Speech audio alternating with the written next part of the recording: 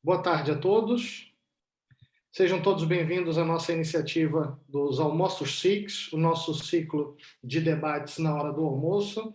Meu nome é Rodrigo Domingues, sou investigador do SICs, do Centro Interdisciplinar de Ciências Sociais, e hoje a gente vai retomar então as nossas atividades de maneira virtual, não é? Em função das limitações que a pandemia está trazendo para nós nesses tempos, sempre com a esperança de depois a gente poder retomar as nossas atividades de maneira presencial. Hoje nós temos como convidado para fazer uma apresentação o nosso colega do Instituto Federal de Pernambuco, o Dr. Kleber Rodrigues, não é? Kleber Fernando Rodrigues, que vai fazer uma apresentação para nós cujo título é Religião como Capitalismo, o sagrado, o mercado, a política e as interfaces possíveis com os extremismos de direita. O Dr. Kleber Fernando Rodrigues, ele é doutor em Sociologia pela Universidade Sorbonne, Paris 5, não é? Mestre em Sociologia pela Universidade Federal de Pernambuco, graduado em História, é professor titular agora do Instituto Federal de Educação, Ciência e Tecnologia de Pernambuco, não é? Foi professor também da Faculdade de Filosofia, Ciências e Letras de Caruaru, docente e pesquisador nessa área de Sociologia e História, com essa ênfase em teoria sociológica, atuando especialmente na sociologia do conhecimento, na sociologia da religião, sociologia econômica e na sociologia de mercado e do consumo. Kleber, muito obrigado pela sua presença. É um grande prazer contar com a sua participação aqui, tá bem? Esperamos que a gente possa ter agora uma apresentação sua e depois, no final, a gente vai ter um espaço para o debate. Aquela dinâmica que a gente já conhece, né? 25, 30 minutos de exposição e depois faremos o nosso debate na parte final, ok? Mais uma vez, muito obrigado. A palavra é sua. Boa tarde a todos e a todas. E eu aqui, primeiro, agradeço a oportunidade de estar dialogando com você do seu Rego a me contactar para que a gente pudesse estar presente aqui hoje. Agradecer a gentileza, né, e a presteza da professora doutora Rita Moreira, com quem mantive contatos nesses últimos dias, tudo que poderíamos desenvolver nesse espaço que a gente está agora utilizando, e agradecer a acolhida, né, fraterna, calorosa, mesmo que de forma remota, do professor Rodrigo Domingues. Eu tinha enviado para vocês um resumo a pedido, né, abreviado do que nós pretendíamos conversar, dialogar hoje, e nós estabelecemos como reflexão para esse momento a temática que a gente vai tentar seguir de acordo com aquilo que foi enviado, o conceito de religião como capitalismo, tentando trabalhar, discutir a relação entre sagrado, mercado, política e de que maneira essas relações constroem possibilidades de diálogos e aproximações ou interfaces possíveis com extremismos de direita que colocam em risco princípios e valores da democracia em diferentes partes, em diferentes lugares onde a gente pode efetivamente observar. Meu espaço de debate é, na verdade, o Brasil e também a observação de alguns fatos e fenômenos de ordem religiosa e política que ocorreram, que têm ocorrido nesses últimos tempos nos Estados Unidos. Então, o que nós pretendemos é, na verdade, refletir com vocês sobre de que maneira, né, a religião ela pode ser interpretada, ela pode ser entendida, ela pode ser compreendida como capitalismo. E aí eu estou utilizando aí o Walter Benjamin. O Walter Benjamin tem uma obra que é Capitalismo como Religião. Então, o Walter Benjamin discutindo, né, em uma das suas obras o princípio, as questões e as conceituações sobre o capitalismo como religião. E a gente vai analisando, dentro nossos estudos, seja na minha dissertação de mestrado na Universidade Federal de Pernambuco, seja na minha tese de doutorado na Universidade Sorbonne, a Paris 5, as possíveis interfaces, as afinidades eletivas, né, utilizando uma conceituação weberiana e também de Michel Louvier e de Michael Louis, as afinidades eletivas, as aproximações entre religião, mercado, ética de consumo. E hoje a gente vai, além de analisar um pouco isso, analisar também as possíveis interfaces de um determinado segmento da religiosidade, que é a religiosidade fundada nos valores do neopentecostalismo, influenciada diretamente por uma teologia que surgiu nos Estados Unidos chamada teologia da prosperidade. De que maneira essa teologia da prosperidade, dentro de determinadas igrejas neopentecostais, elas constroem, reconstroem diálogos, discursos, ritos, né? Doutrinas, dogmas, que estabelecem direta relação com os valores que perpassam e que permeiam e que conduzem a sociedade de mercado, as lógicas e os fundamentos que regem a ética de consumo. E, ao mesmo tempo, de que maneira esse discurso econômico religioso ou religioso econômico, nos espaços do neopentecostalismo, no Brasil, nos Estados Unidos e em outras partes do mundo, estabelece também na atualidade aproximações, né, flertes com ideias, com ideologias de extremo quê? De extrema direita. Né? Então, dentro do contexto do chamado neopentecostalismo, a gente vai analisar, sobretudo, o conteúdo, né, a refletir sobre as perspectivas da chamada teologia da prosperidade, que fundamenta-se na valorização e na hipervalorização do ter, né, que se fundamenta na apologia, na defesa intransigente do usufruto dos bens materiais, de forma opulenta, de forma extremamente exacerbada, daquilo que se produz nas sociedades de consumo, como sendo uma construção identitária daqueles e daquelas que se convertem ao neopentecostalismo e que adotam como regra de fé e regra de vida os princípios e valores da teologia da prosperidade. Então, para você ter uma ideia, a teologia da prosperidade se estabelece nos Estados Unidos, nasce em igrejas estadunidenses, e um dos princípios dos teólogos iniciais da teologia da prosperidade era afirmar categoricamente, na época, década de 40, por exemplo, de que se Jesus estivesse hoje na Terra, ele jamais andaria num jumento para pregar o evangelho, mas ele estaria num carro importado, num carro extremamente sofisticado, ou usando, por exemplo, um avião o mais luxuoso e o mais sofisticado para se transportar de um lugar para outro e automaticamente pregar o evangelho.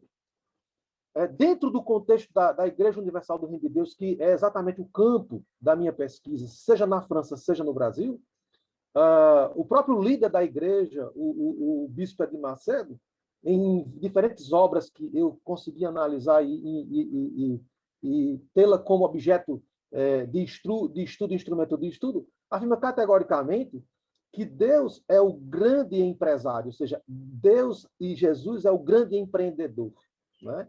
E todos aqueles que estão naquela igreja deveriam estabelecer a mesma característica, ser o empreendedor dos empreendedores, ou seja, ser exatamente a perspectiva de Jesus na visão da teologia da prosperidade, ou seja, construir e reconstruir o significado de Jesus numa perspectiva que se aproxime dos conceitos da burguesia, dos conceitos da elite, dos conceitos da classe dominante, fundada na ideia de que Deus, ou que Jesus, seria o empreendedor ou o empresário dos empresários. E o Edir Macedo chega a declarar categoricamente em uma das suas obras que o sangue da igreja não é o sangue derramado por Jesus na cruz. O sangue da igreja é o dinheiro.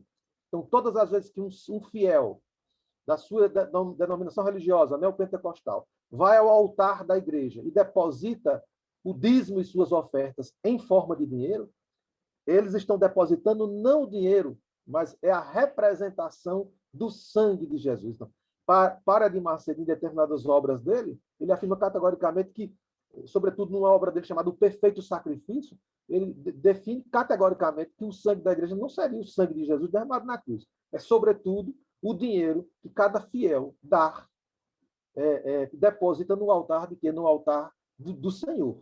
né? Então, há toda uma construção discursiva, há toda uma hermenêutica, há toda uma construção interpretativa e uma ressignificação e uma reconstrução do conceito de Jesus, tentando vinculá-lo ou vincular a sua vida e os seus ensinamentos a um conjunto de valores, a um conjunto de significados que representariam elementos que circulam na sociedade de consumo, na lógica de mercado, dos princípios do capitalismo contemporâneo, das lógicas neoliberais fundadas no neoliberalismo. Tá? Então, isso é um dado que eu queria, evidentemente, evidenciar para mostrar categoricamente a relação de afinidade e de aproximação entre o sagrado, né, entre o mercado, né, a relação entre mercado e sagrado, dentro desse discurso religioso, desse discurso de determinados líderes sacerdotais, pastores, bispos, né, sacerdotes religiosos, das chamadas igrejas neopentecostais. Seja no contexto brasileiro, seja no contexto dos Estados Unidos. Nos Estados Unidos, por exemplo, você tem as mega-igrejas, os mega-templos, né, que se transformam, na verdade, em espaços de oração, de devoção, mas também espaço de quê? Espaço de trocas simbólicas, né? E de trocas reais entre o cristão neopentecostal, né? E o sagrado através do dízimo e das ofertas. Então, o dízimo e a oferta são os princípios fundamentais das trocas simbólicas e reais entre Deus e o fiel, entre o fiel e Deus. Então, no momento em que, segundo a hermenêutica dos neopentecostais, dos pastores e bispos, os sacerdotes neopentecostais nos Estados Unidos e no Brasil, eles depositam seus dízimos e ofertas no altar do Senhor nessas respectivas denominações, nessas respectivas igrejas, eles estariam estabelecendo a relação de troca real e de troca simbólica. A troca real é dar o dízimo em forma de dinheiro, dar a oferta em forma de dinheiro e passar a ter agora o direito, né, de exigir desse mesmo Deus tudo aquilo que ele deseja na sociedade em que ele se encontra, na sociedade fundada na lógica de mercado, na ética de consumo. Né? Então, eu, quando estava, por exemplo, desenvolvendo meu estudo de tese na França, em Paris, né, e aí eu ia a vários cultos da Igreja Universal para fazer observação em loco, né? E em diferentes momentos, né? E escritos, publicações, etc.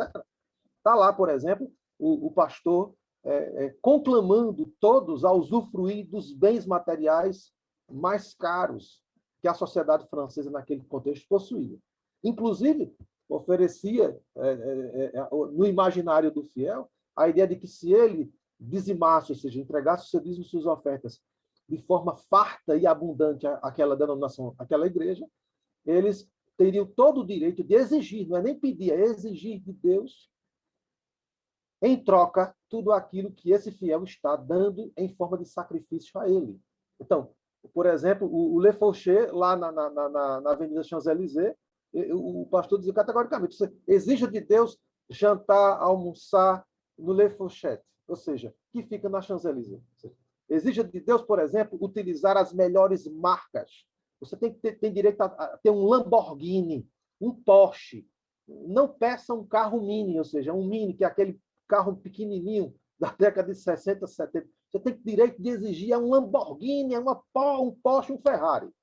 Então, criar e construir no imaginário do cristão ou do fiel, né, do devoto, a ideia de que, ao exigir, ao depositar no altar de Deus os dízimos e ofertas, se estabelece efetivamente a autoridade desse fiel para exigir de Deus tudo aquilo que ele deseja na sociedade de consumo, na sociedade fundada nos valores do mercado. Então, daí a relação entre religião com o capitalismo, ou seja, a ideia de que determinada denominação religiosa, adotando a teologia da prosperidade como princípio doutrinário, ela estabelece, sim, práticas, concepções, atitudes, gestos, rituais que enaltecem os valores fundados na perspectiva da economia de mercado, da ética de consumo, da propriedade privada, do lucro, e do lucro numa perspectiva não apenas de acumulação, mas, sobretudo, de usufruto dos bens,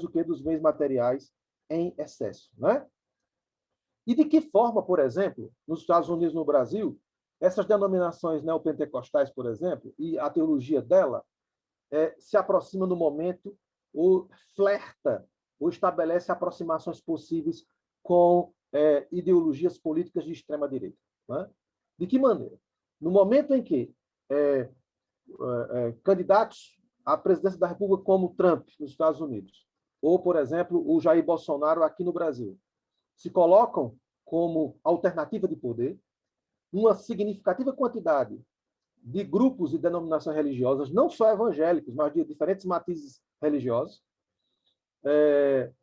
inclinam-se, o pêndulo político da igreja, ou da maioria dessas igrejas, se inclinam em apoio a esses candidatos, seja nos Estados Unidos, seja no Brasil. Então, a extrema-direita política, ou os partidos ultraconservadores, os candidatos de características ideológicas ultraconservadoras e extremistas, nos Estados Unidos, como o Trump, ou no Brasil, como o Jair Bolsonaro, vão receber um apoio significativo de grupos religiosos, não só protestantes evangélicos, mas de outras denominações religiosas, mas fica patente aqui no Brasil e fica patente nos Estados Unidos a extrema-direita estadunidense e a extrema-direita brasileira recebendo apoio de grupos religiosos pentecostais, neopentecostais, de segmentos do protestantismo histórico e do catolicismo, sobretudo do catolicismo baseado na Igreja Carismática Católica Brasileira. E nos Estados Unidos também. Então, você tem uma aproximação entre grupos neopentecostais, defensores da teologia da prosperidade, com ideais defendidos pelo Trump, defendidos pelo Bolsonaro, e ideais esses que se aproximam substancialmente, significativamente, de uma concepção política, de uma ideologia política de extremo quê, de extrema-direita, ou de ultra-quê, ou de ultradireita. Tá? Então, os discursos misóginos, né? Eles proliferaram nos púlpitos, os discursos xenófobos, lá e cá, aqui no Brasil e nos Estados Unidos, os discursos autoritários, fundados no armamentismo. Então, você vê, por exemplo, em diferentes denominações religiosas no Brasil, não só neopentecostais, em cultos, fotos, tem fotografias, inclusive, de cristãos com a Bíblia debaixo do braço, a Bíblia numa mão, e fazendo o gesto de arma na mão. Então, fazendo apologia ao armamentismo. A relação entre poder religioso, poder político, permeando a relação econômica com a relação política.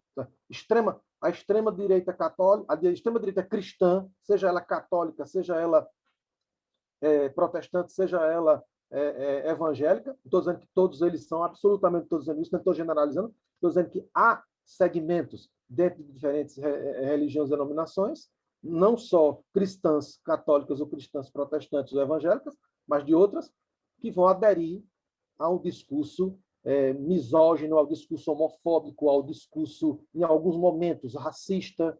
Né? Está lá, por exemplo, os supremacistas brancos, né? Nos Estados Unidos, o Tea Party estadunidense, né?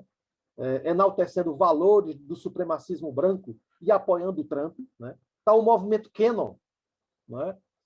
Altamente misógino, altamente autoritário, totalitário, armamentista, fundado na violência, né?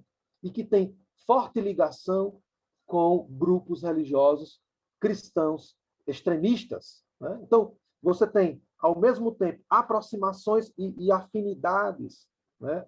Flertes entre essas denominações fundadas na teologia da prosperidade com determinados grupos políticos nos Estados Unidos e no Brasil que defendem pautas ultraconservadoras, pautas extremistas em diferentes aspectos. Então, essas são possibilidades.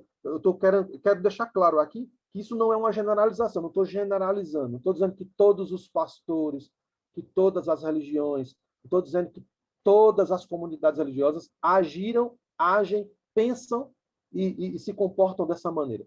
Estou analisando determinadas... É um estudo de caso, ou seja, esse estudo de caso remete especificamente, nesse contexto que a gente está discutindo aqui, apresentando aqui, a os grupos denominados evangélicos, os grupos denominados neopentecostais, os grupos que utilizam-se de fundamentos hermenêuticos doutrinários, religiosos,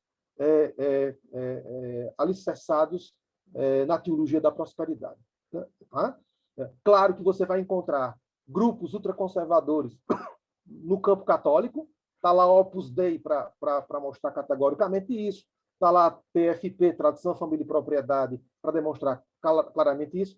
Vai estar ali grupos carismáticos, cristãos católicos em diferentes lugares, fazendo uma pregação religiosa eminentemente espiritualista, mas também envolvida numa perspectiva de poder político fundado em pautas ultraconservadoras, e você tem, né, uma grande quantidade de igrejas no Brasil, por exemplo, nos Estados Unidos, né, de igrejas protestantes históricas e de igrejas, sobretudo, pentecostais e neopentecostais, se relacionando, estabelecendo laços com determinadas pautas de extrema-esquerda e de extrema-direita. Não é por acaso que o Trump foi eleito lá, e não é por acaso também que o Bolsonaro foi eleito, o Jair Bolsonaro foi eleito aqui no Brasil. Tá? Então, são questões que a gente está querendo colocar, primeiro, não como um elemento de generalização. Então, não se pode fazer aqui nenhum elemento de generalização. Isso que eu estou dizendo aqui é um recorte, é uma análise interpretativa, compreensiva, a partir dos dados empíricos e os dados bibliográficos que a gente tem, teóricos que a gente tem, e que a realidade mostra categoricamente essas possíveis afinidades, essas possíveis aproximações entre o conceito de sagrado, o conceito de mercado, a relação do sagrado com o mercado, numa reprodução e reconstrução das lógicas do capitalismo e do neoliberalismo da ética de consumo, né?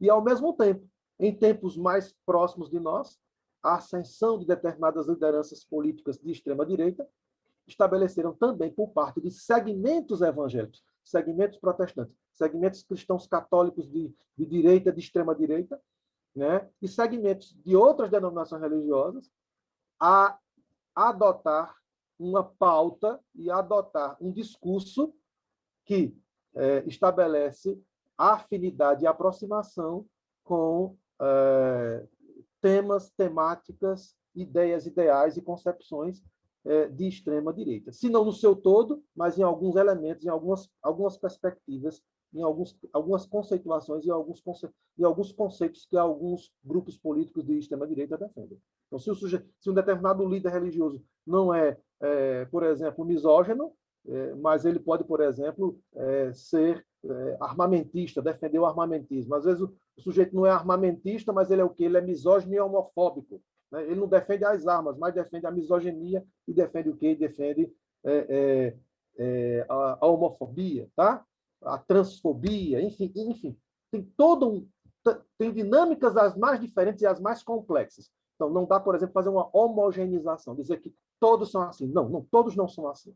Tá? E existe, claro, os movimentos cristãos, católicos, evangélicos, pentecostais, neopentecostais, ou grupos de pessoas dentro dessas denominações que também não concordam com isso, estão ali muito mais por uma perspectiva de devoção a Deus, mas não concordam com isso. São grupos pequenos, minoritários, em diferentes denominações, mas é preciso também analisar essa perspectiva. Então, o que nós estamos pretendendo nessa apresentação é estabelecer, em primeiro lugar, né, a ideia conceitual, a partir da análise que a gente faz de Walter Benjamin. Walter Benjamin discute a ideia de capitalismo como religião, né? A propriedade privada sacraliza-se a propriedade privada, sacraliza-se os bens de consumo na sociedade capitalista. E aí eu estou tomando como base Walter Benjamin para analisar de que maneira a religião também é capitalismo, como a religião se transforma num espaço de construção e de elaboração de ideias, ideais e práticas capitalistas. Então, daí o conceito de religião como capitalismo. E um aspecto importante que a gente discutiu na tese é exatamente isso, ou seja, de que maneira os bens culturais, né? Os bens religiosos, os valores e concepções religiosos se transformam em bens materiais, e de que maneira os bens materiais circulantes ou que circulam na sociedade capitalista, dentro do espaço da igreja neopentecostal, se transforma em bens sagrados. Como a cultura material e a cultura religiosa se aproximam? Como é que elas se interconectam?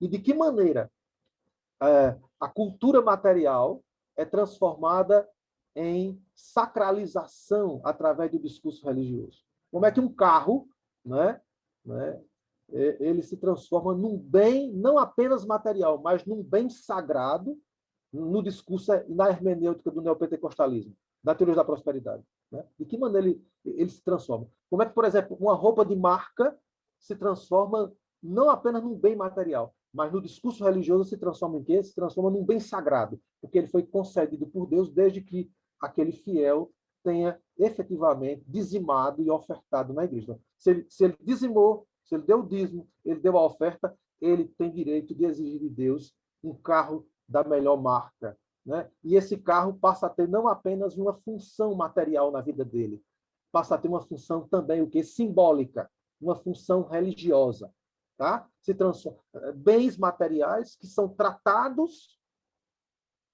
como bens sagrados, né?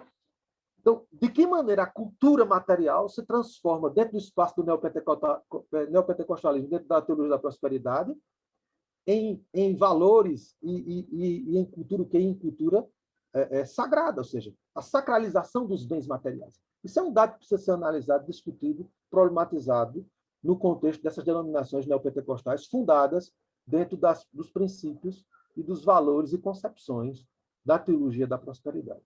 Então, eu não sei o meu tempo, como é que está, né? 5 minutos, Kleber. 5 minutos. E aí, para concluir, né, eu faço, né, essas reflexões com vocês. Né?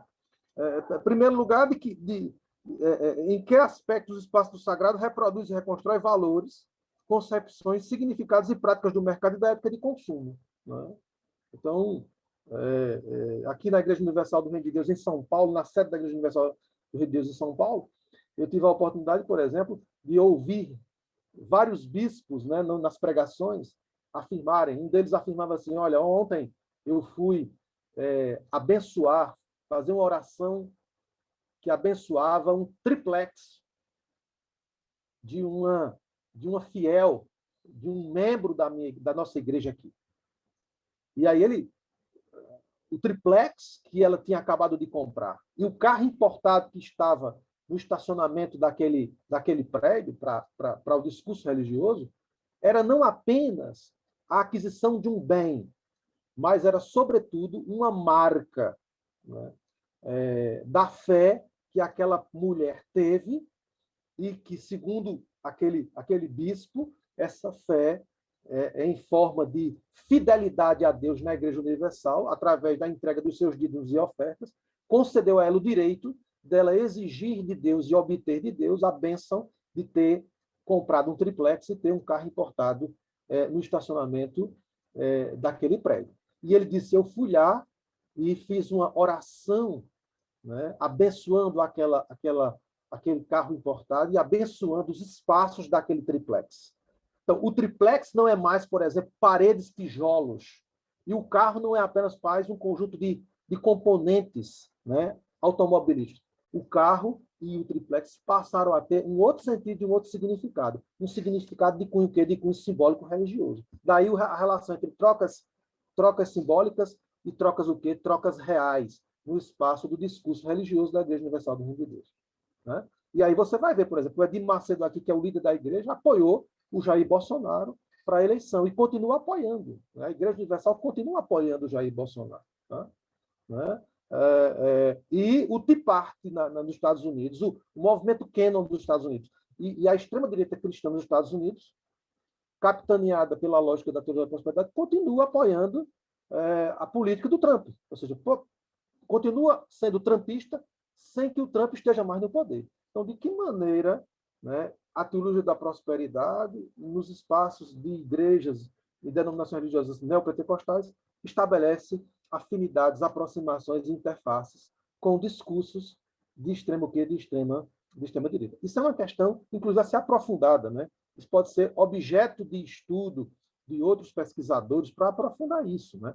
De que maneira analisar em profundidade esse discurso religioso e essas aproximações possíveis, essas interfaces possíveis ou não com ideologia e concepção de extrema direita. Então, eu concluo por aqui, né? E aí passo a palavra para o professor Rodrigo, para a professora Rita Moreira, para que eles fiquem à vontade para conduzir as demais etapas desse momento de conversa, de diálogo entre nós. E eu agradeço a atenção de vocês.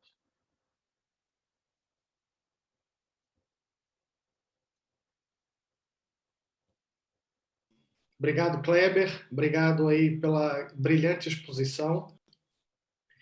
Muito, muito interessante. Muitos elementos aqui para a gente fazer um apanhado geral, não é? Sempre contextualizando que essa apresentação é baseada na pesquisa de doutorado, né, de doutoramento do Kleber, não é? Com esses elementos todos, desde o enquadramento do enquadramento científico, né, do enquadramento de análise, do arcabouço de análise, da utilização da obra do Walter Benjamin, do Capitalismo como Religião, como o próprio desenvolvimento da teologia da prosperidade, da lógica de mercado. Dois pontos, Kleber, que depois eu vou pedir para você desenvolver um pouquinho mais, de maneira assim, desenvolver de maneira assim mais breve para a gente poder iniciar o debate com o pessoal, com quem está nos acompanhando, que é a questão da ideia da aproximação da extrema-direita com esses grupos através da associação da religião com a ideia de conservadorismo, não é? Que, na verdade, proporciona, no fundo, uma leitura um bocado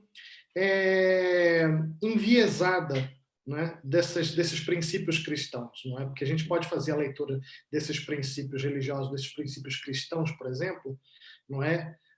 De muitas maneiras. E, entretanto, estes grupos têm essa leitura e fazem uma leitura um pouco enviesada, como eu estava a dizer.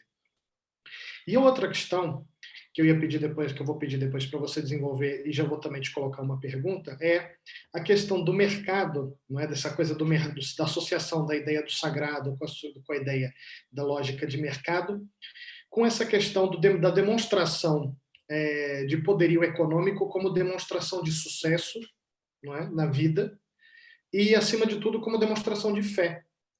Não é? A associação entre o encadeamento entre essas três coisas.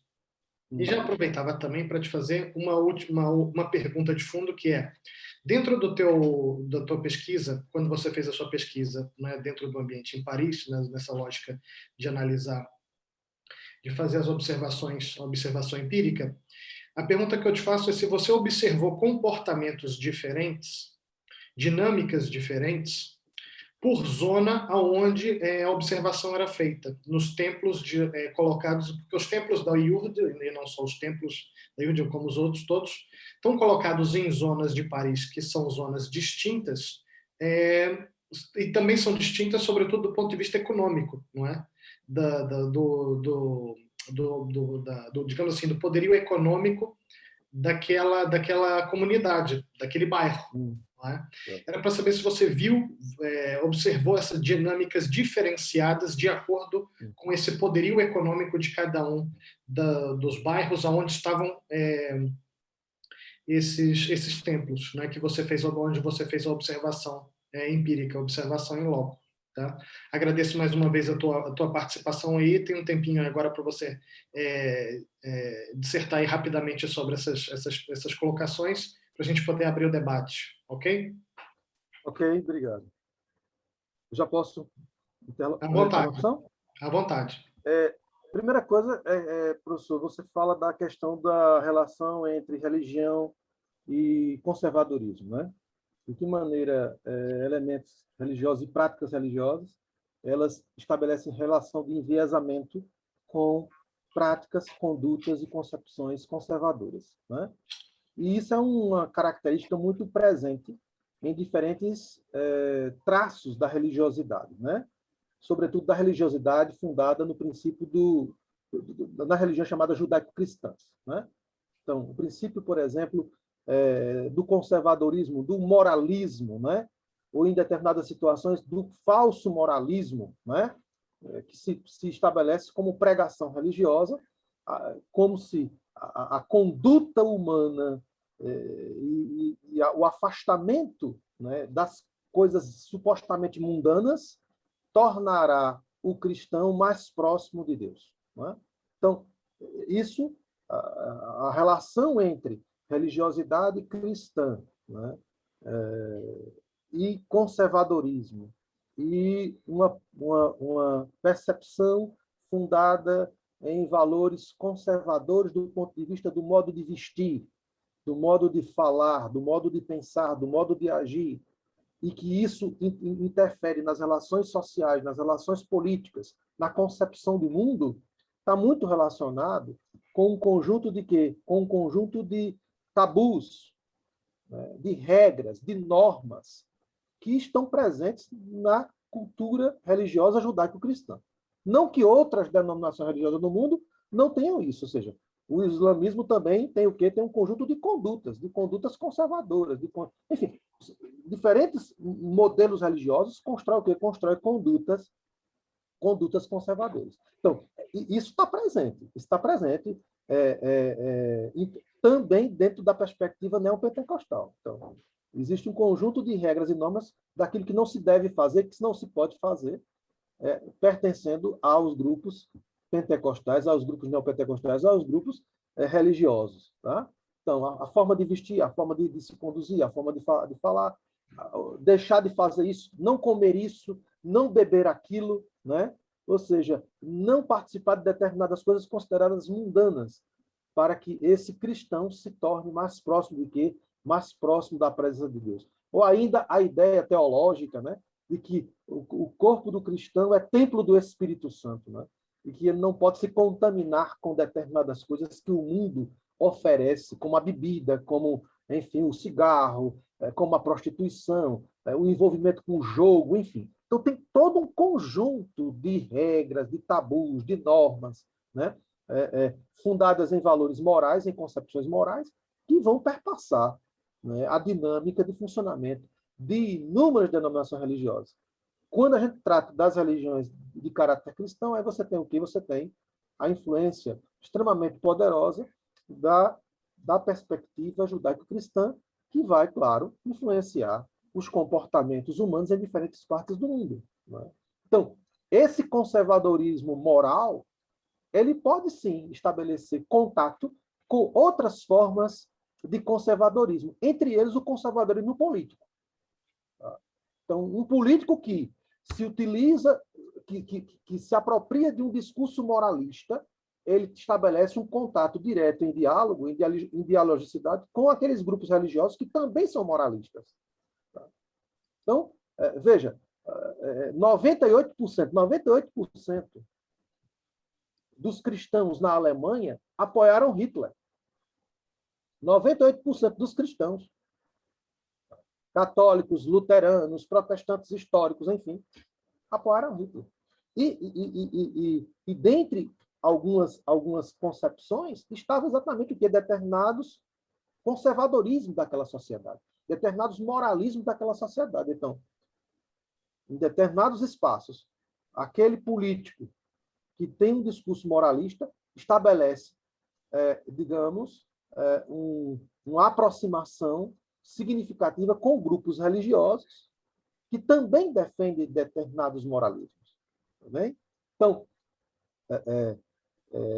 por exemplo, por que essa homofobia de grupos religiosos cristãos de extrema-direita no mundo? Por quê?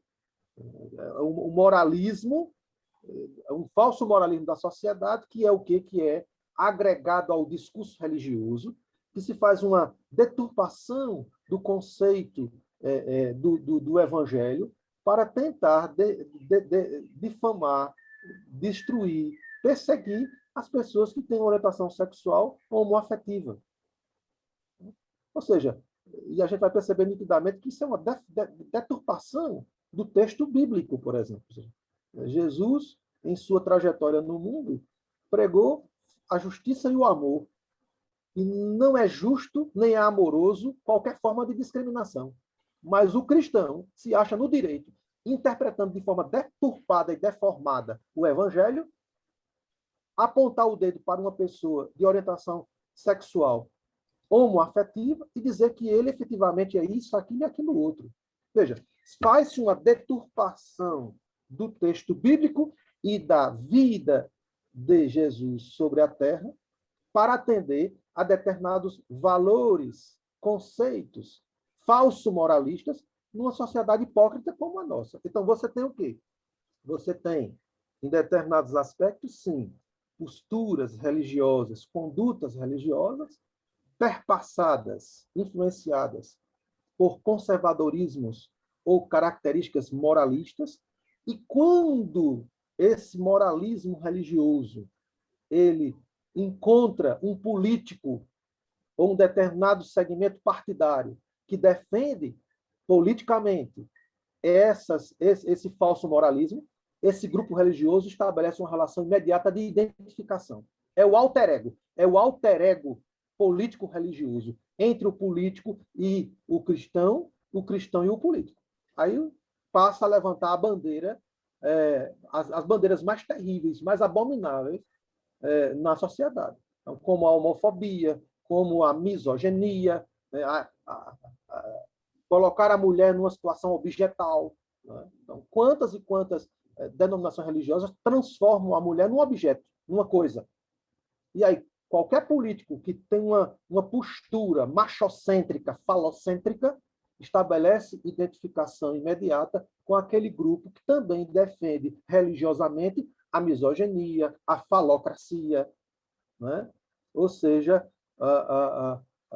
o machismo dentro do espaço religioso. Então, nesse sentido, você vai estabelecer, sim, aproximações, interfaces e interconexões entre posturas de determinados grupos religiosos, fundados em valores conservadores ou ultraconservadores do ponto de vista moral, com um discurso de determinado político ou partido que passa a defender também, ou passa a popularizar as ideias falso-moralistas dentro daquele contexto, daquele partido ou daquele político. E aí estabelece o quê?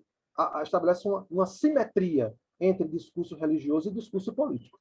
E aí, daí o apoio de grupos políticos a grupos religiosos, de grupos religiosos em relação a grupos políticos, que transcende a afinidade de ordem sacerdotal, doutrinária, vai para além da questão de ordem hermenêutica, da questão de ordem doutrinária. Passa a ser também uma construção fundada em moralismos ou falso-moralismos, pregados por determinados políticos e por determinados o quê? Determinados sacerdotes e determinados fiéis de determinadas denominações religiosas. Tá? Uma segunda coisa é a questão...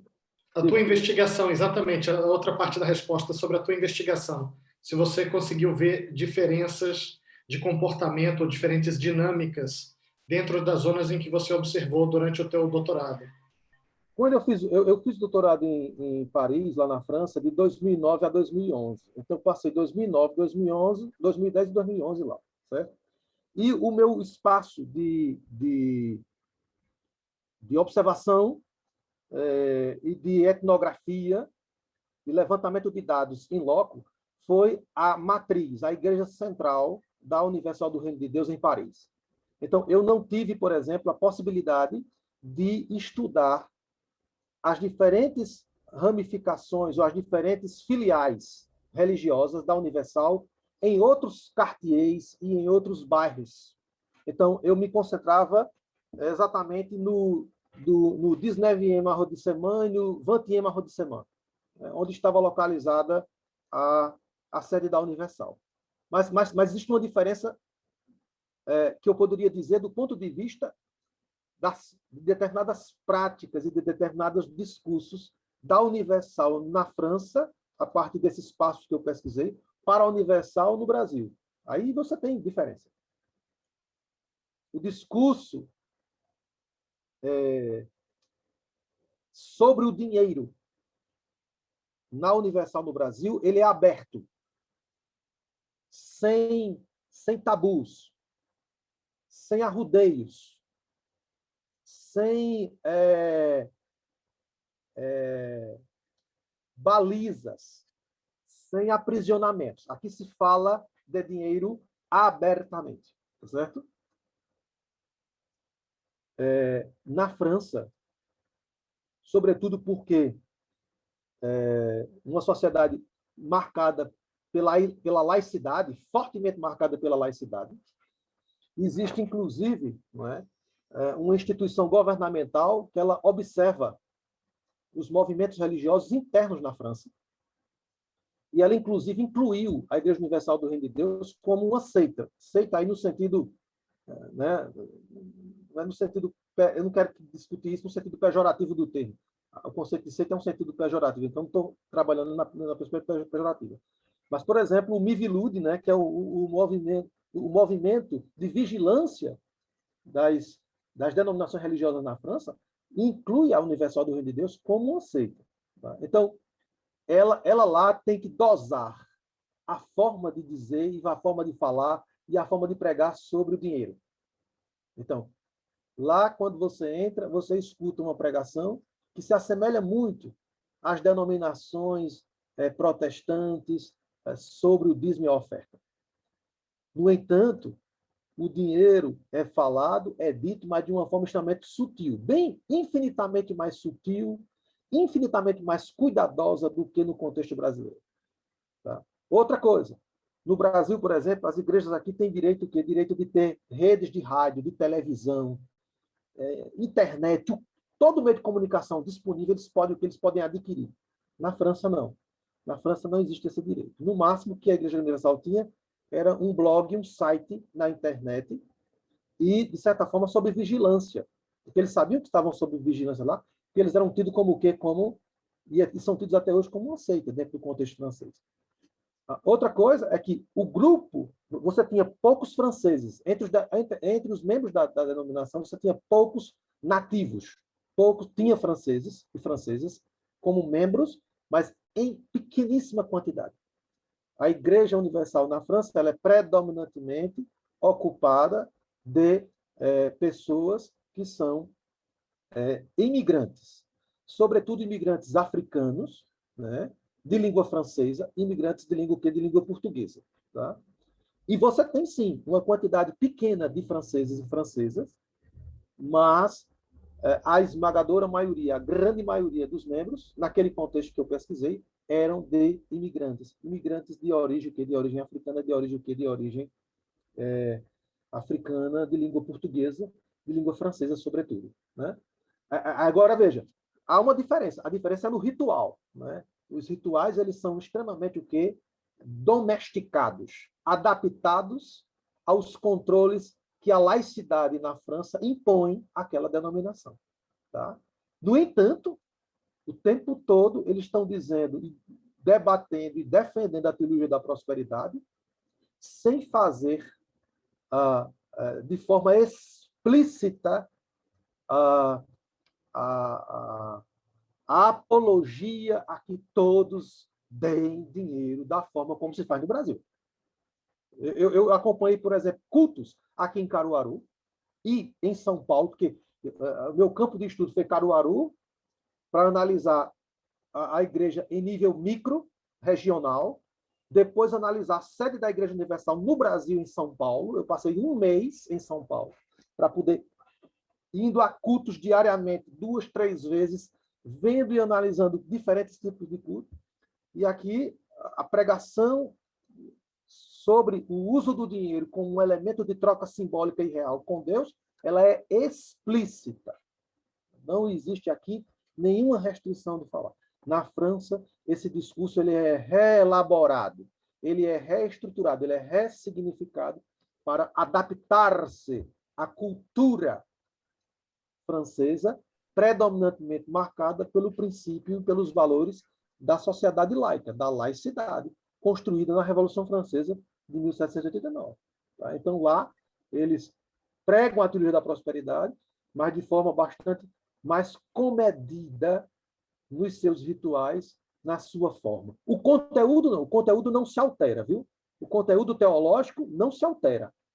O que altera-se é a forma de dizer, é a forma de falar, é a forma de pedir, é a forma de dizer. São o invólucro, ele sofre algumas modificações. A essência, o conteúdo não se altera. O conteúdo é a teologia da prosperidade e suas afinidades com o mercado e com a ética de consumo. Obrigado, Kleber. Está ótimo. Vou abrir agora o espaço para o debate. Vou pedir às pessoas que quiserem intervir se identifiquem primeiro, digam o nome e qual é a condição, se é investigador, se é pesquisador, se é aluno de doutoramento, e pode colocar a questão. Os nossos participantes aí agora têm a chance aí agora de colocar a questão. Sim, Vânia, está à vontade. Pode abrir o microfone para fazer a sua questão. Muito obrigada. Eu sou Vânia Galiciano, eu sou brasileira, eu sou praticante de religião afro, né? Sou mãe de santo no candomblé, na verdade, mas eu sou uma crítica, uma cientista religiosa, então vocês devem perceber que há um conflito aí entre ser religiosa e ser cientista religiosa, né? Fico muito feliz, Dr. Kleber, dessa pesquisa, né? E, embora o meu universo vá mais para terras africanas, enfim, né? Mas é interessante perceber, por exemplo, que alguém foi buscar em um outro lugar, por exemplo, em uma outra região, um contexto, né, para comparar com o que acontece no Brasil relacionado às religiões evangélicas, né, as neopentecostais. Mas eu fiquei assim com algumas questões que eu gostaria de colocar, né? Vou ser muito rápida, me corta, por favor, tá? Mas assim, são 3 questões que eu gostaria de colocar para o Dr. Kleber. Primeiro, assim, dizer que quando ele fala do dízimo, né, como pagamento, tal, né, né, a gente não está longe, por exemplo, das indulgências, né, quando Martinho Lutero né, pede a razão e manda a Igreja Católica para bem longe e abre sua própria vertente religiosa, né? No candomblé também não é diferente, entende? A gente ouve o tempo todo que paga Exu, paga Exu, paga Exu, né? Então, assim, e pagar é com dinheiro mesmo, não é, né? E eu, por exemplo, eu sou muito criticada porque eu atendo as pessoas assim, né? Eu oriento as pessoas porque elas me procuram, né? Mais como uma forma de terapia do que propriamente, né? Uma orientação espiritual, mas respeito, né? Claro, né? A crença de cada pessoa, entendo determinadas coisas com relação a isso. Mas eu não cobro, assim, eu não acho justo, porque eu tenho emprego, eu tenho trabalho, eu tenho salário, entende? Então não tem porquê, e eu não tenho uma casa, um terreiro para manter.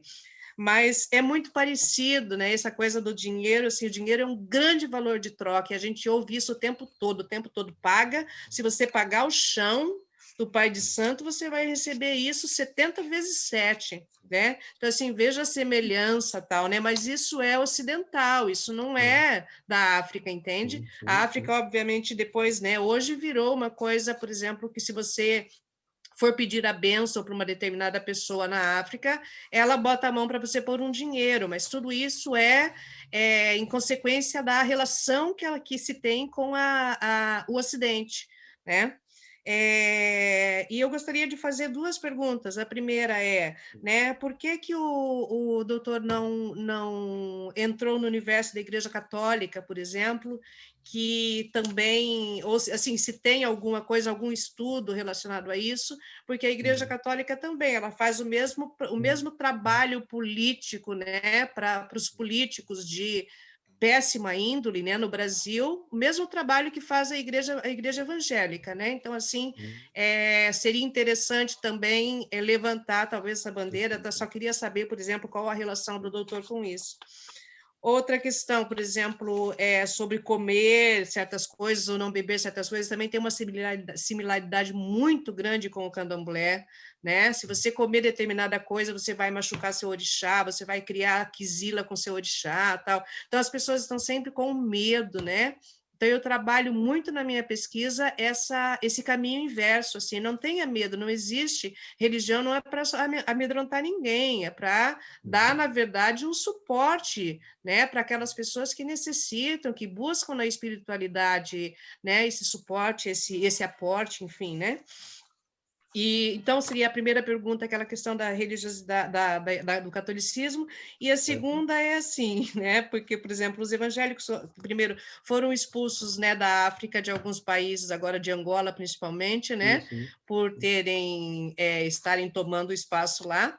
E eu fiquei muito assustada a primeira vez que eu vi a suntuosidade da igreja do Edir Macedo em Soweto, né, com aqueles barracos brilhando, feitos de lata, né, aquelas pessoas com as suas características próprias, com a sua cultura própria, e de repente essas pessoas dentro da igreja do Edir Macedo cantando e dançando e louvando, né, um Deus que não é o Deus que eles cultuam, mas assim, sendo, por exemplo, ele assim tão astuto, né, dando a essas pessoas, permitindo que essas pessoas dançassem e cantassem, né, a maneira delas, mas pagando para manter aquela estrutura toda. Era uma coisa suntuosa, as pessoas tomando água de esgoto e ele com uma fonte maravilhosa, assim, né? Qual a posição do doutor com relação a isso? Se o doutor Kleber teve algum acesso, né, também a essa questão das igrejas evangélicas, neopentecostais, na África. Então, seriam essas duas questões. E parabéns, é um trabalho fantástico mesmo, precisamos conversar mais, né? Eu tenho um seminário para realizar aí em abril, junto com o meu orientador, e eu quero contato porque eu gostaria de convidá-los a participar também. Obrigado, Vânia. Obrigado pelas questões. Kleber, tens aí agora um tempinho para fazer a sua resposta aí objetiva, por favor. Vânia, foi um prazer ouvi-la. Eu me coloco à disposição. Meu e-mail está à disposição de Sérgio e de professora Rita Moreira. Pode pegar o meu e-mail com eles, não tem problema. E qualquer coisa podemos nos contactar e conversarmos a respeito, viu? Me coloco à disposição. Primeira questão é o seguinte: eu não fiz estudos sobre o catolicismo, né? Minha concentração de pesquisa foi exatamente sobre a Igreja Universal do Reino de Deus, sobre o neopentecostalismo, sobre a teoria da prosperidade, nesse contexto específico da Igreja Universal. No entanto, como observador, como sociólogo, historiador e observador das mobilidades e mutações e transformações sociais que ocorrem em torno de nós, a gente acompanha, né, o crescimento dentro do catolicismo brasileiro, né, sobretudo, que é aquele que está mais próximo de mim, e não só do catolicismo, mas também do protestantismo histórico, mas também do espiritismo kardecista, mas também, por exemplo, determinadas práticas, né, de religiões orientais, o diálogo com aspectos da teologia da prosperidade. Se a gente, por exemplo, pegar a Igreja Carismática Católica e assistir, por exemplo, alguns programas que tem na televisão brasileira, você vai perceber nitidamente a relação entre fé, religiosidade, mercado e ética de consumo. Inclusive, aqui no Brasil, tem alguns padres chamados de padres o quê? Padres ostentação. Padres ostentação. Tem alguns deles que exercem essa postura de ostentar bens materiais, de ostentar riqueza, de fazer apologia direta ou indireta ao usufruto de bens materiais. E aí é um diálogo extremamente próximo, fundamentalmente ajustado aos princípios e os valores da teologia da prosperidade. Ou seja, a chamada, a Igreja Católica, hoje chamada de Igreja Católica Carismática, entre outras questões que podiam ser debatidas e discutidas, é exatamente a aproximação desse grupo, da chamada Igreja Conservadora Brasileira, né, com aspectos da teologia da prosperidade. Então, tem determinados sacerdotes católicos que são chamados aqui de padres o quê? De padres ostentação. Né? Tamanha digamos, a simpatia, né? E o discurso próximo de determinados valores da ética de consumo e das lógicas de mercado. Para termos uma ideia, né, 66% dos espíritas no Brasil votaram em Bolsonaro. 76% dos evangélicos, não só neopentecostais, votaram em Bolsonaro. E um pouquinho mais, 48% dos católicos votaram em Bolsonaro. E tem uma coisa muito importante. Esses estudos deveriam ser aprofundados não só para o campo católico, mas também para o campo espírita, para os grupos de religiões orientais, e para as igrejas históricas, as igrejas protestantes históricas. Tem, por exemplo, presbiterianos, batistas, luteranos, anglicanos, tá? Congregacionais, que são igrejas construídas a partir da reforma protestante, liderada por Martinho Lutero, e, claro, em decorrência dos diferentes cismas que ocorreram no protestantismo, mas são igrejas históricas que, em diferentes momentos, em diferentes circunstâncias, adotaram rituais, liturgias, musicalidade e discursos religiosos que se aproximam da prosperidade. Ou seja, igrejas reformadas, mas que têm características e que têm fundamentos, ou que adotaram fundamentos e características fundadas na teologia da prosperidade. Então, existe a sociologia da religião, a ciência da religião, a antropologia, né, a história da religião, tem muitas questões em aberto e muita possibilidade de construir grandes pesquisas e grandes estudos sobre diferentes denominações e a relação dela com política e com economia. Economia e política, de que maneira essas religiosidades elas estabelecem afinidades eletivas com a economia e com a política. E que economia? Dentro de que contextos? Dentro de que aspectos? Né? Mas Vânia, eu não sou um estudioso em profundidade das especificidades da Igreja Católica Carismática. Existem vários teóricos e vários pesquisadores que discutem isso. Eu não. Eu fiquei mais no campo do neopentecostalismo, mais centrado na questão, por exemplo, das comunidades evangélicas e observando também de como o protestantismo, ele, ao longo dessas décadas, ele vai adquirindo comportamentos fundados em lógica da teologia da prosperidade. Você sabe muito bem que a religião também é um mercado. Né? A religião não dialoga com o mercado. Ela não só dialoga com o mercado capitalista, ela também é um mercado.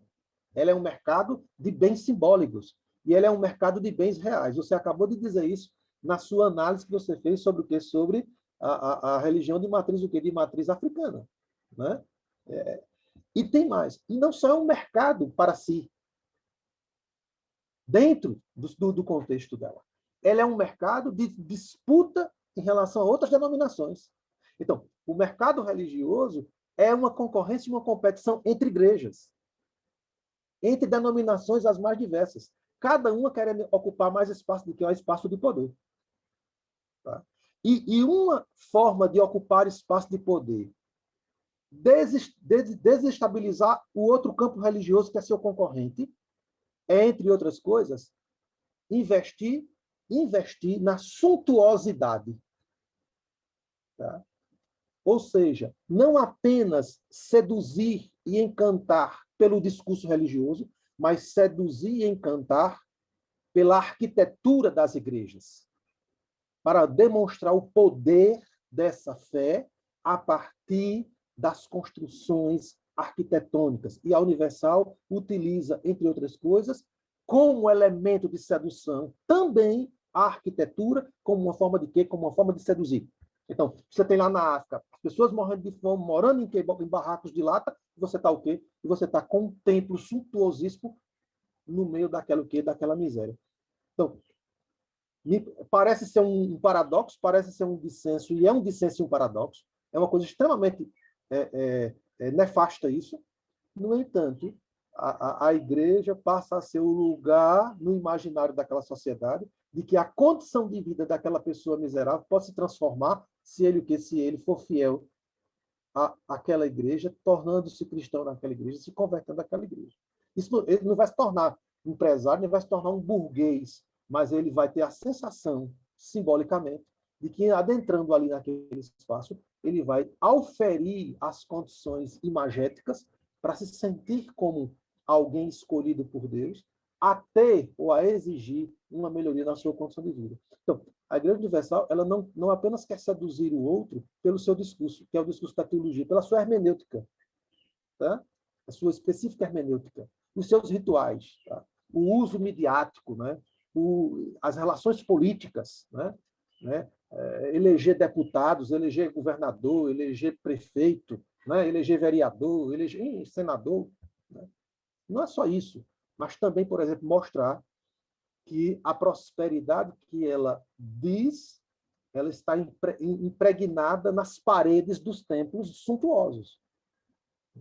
Então, isso é uma outra forma de quê? Uma outra forma de se reafirmar na relação de competição e concorrência no mercado no mercado religioso. Então, uma das maneiras, ou uma das formas de uma religião se legitimar é deslegitimando a outra. E existem várias formas de legitimar-se deslegitimando o outro. Uma delas é o discurso religioso.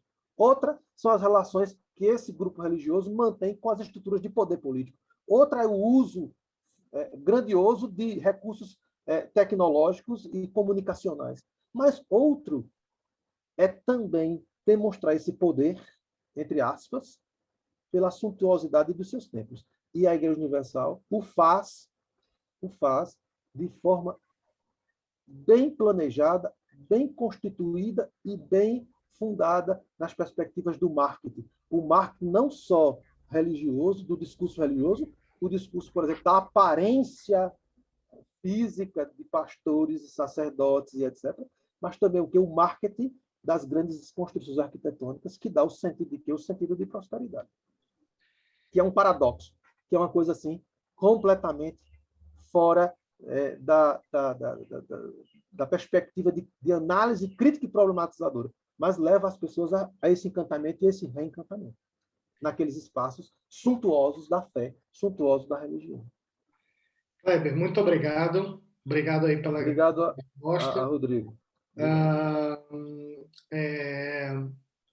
Não sei se temos mais questões, mais intervenções, mais algum comentário? Eu tinha só um comentário, quer dizer, a pergunta que eu ia fazer, Kleber já respondeu agora. Seja à vontade, Sérgio.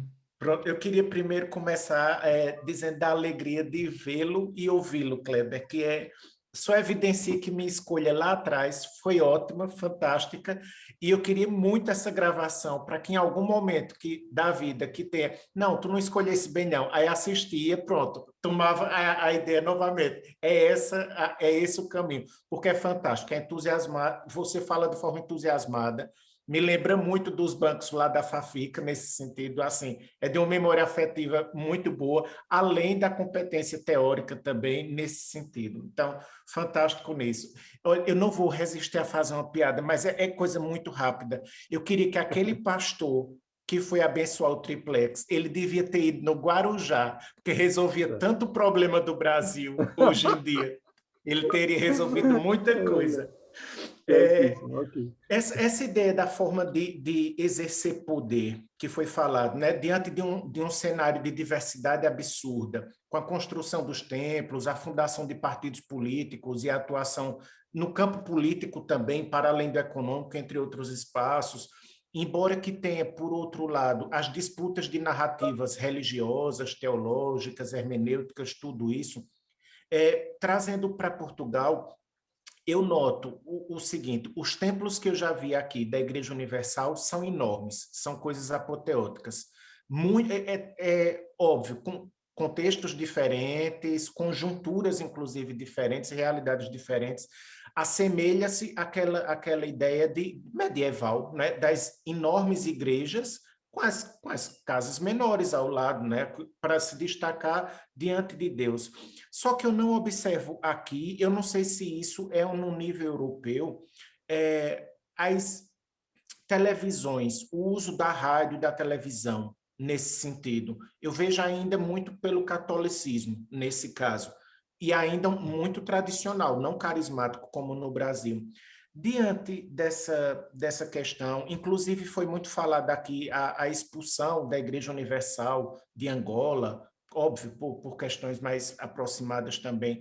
Eu fiquei pensando, o plano de poder, inclusive o título do livro, né, de um dos livros do Edir Macedo, onde ele fala que nós somos irmãos de Jesus e co-herdeiros de Deus das riquezas na terra. É muito interessante. Como esse plano de poder, no caso do Edir Macedo, no Brasil, tem falhado. Porque, por exemplo, Crivella, que era a grande estrutura e mídia dele, foi um fiasco no Rio de Janeiro. No entanto, a gente não pode esquecer da aproximação gritante entre o governo Lula e a Igreja Universal do Reino de Deus, né? Assim, a semente já estava plantada ali atrás.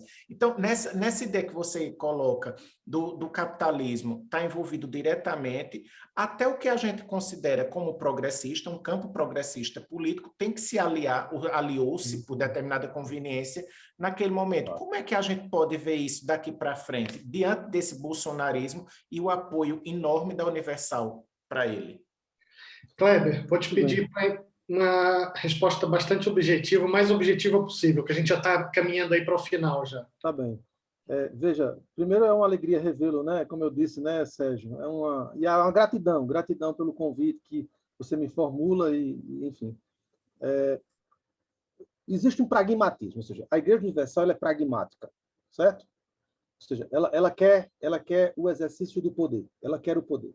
E ela, em geral, vai seguir aquele e aquela que, de alguma maneira, por conveniência ou não, estabeleça a manutenção do seu espaço de poder religioso. Então, Lula e os partidos progressistas naquele contexto do Brasil precisavam de votos e precisavam de apoio de diferentes setores da sociedade. Naquele momento era conveniente para o campo progressista receber esse apoio e era conveniente para aquela igreja receber também os benefícios de não perseguição política por parte do governo. Então, estabelece uma relação de quê? Uma relação de troca mesmo, troca política mesmo, né? No entanto, o alinhamento político da Igreja Universal é à direita. A gente sabe muito bem do posicionamento da Igreja Universal com Collor de Mello, lá atrás, né? Com Fernando Henrique Cardoso. Então, a postura dela não é uma postura progressista, é uma postura pragmática. Né? Pragmática. E, claro, quanto maior favorecer esse discurso da teologia da prosperidade, da perspectiva do mercado da de consumo, mais interessante o quê? Mais interessante ela se afiliar e ela se analisar. Eu diria que o espaço de poder da Igreja Universal ele foi reduzido, inclusive pelos escândalos, né, que têm ocorrido com deputados ou por exemplo, lideranças religiosas da Universal que se candidataram. Né? Lá no escândalos de deputados envolvidos, por exemplo, em corrupção antes, e agora, por exemplo, o Marcelo Crivella, que era o bispo da Universal, é sobrinho do Edir Macedo, foi prefeito do Rio de Janeiro, foi senador da República, por exemplo, tá envolvido em corrupção ou há indícios de envolvimento em corrupção. Claro que ele tem todo o direito de defesa, né? Como todo cidadão deve ter seu direito de defesa, mas ele está envolvido num processo ou em alguns processos relacionados com corrupção. Então, isso, de alguma maneira, desidrata, não acaba com o poder político da Universal, mas desidrata, ou seja, diminui um pouco esse impacto, enfim, do que eles pensavam há 20 anos, 30 anos atrás, quando a igreja foi efetivamente fundada. Eles queriam, evidentemente, ter um protagonismo maior politicamente falando. Mas a lógica, Sérgio, é a lógica do pragmatismo político da Universal. Tá?